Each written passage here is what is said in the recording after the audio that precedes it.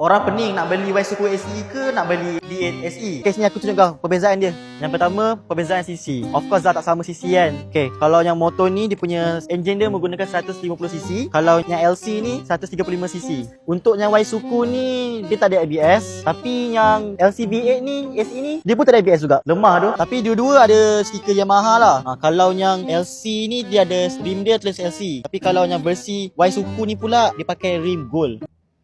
Untuk yang SEV8 ni dia ada charger juga.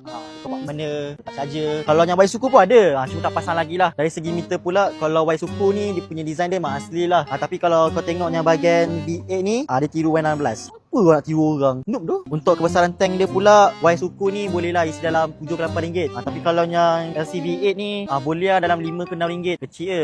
Seterusnya ke sini. Kalau kau nampak kat sini, dia punya tulisan 135, bukan. Sini.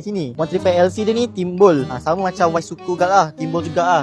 Tapi dekat sangat. Tapi yang aku pelik ni kan, kat bawah ni tulis special edition. Tapi yang V8 ni liquid cool. So dia special ke tak ni? Bukan. So kalau tengok daripada muka depan dia memang sebiji lah. Tengok. Nampak ni? Sama tu, tak ada beza. Belakang. Tak ada beza. Dia dalam 15 kan? Okay, untuk dia punya top speed.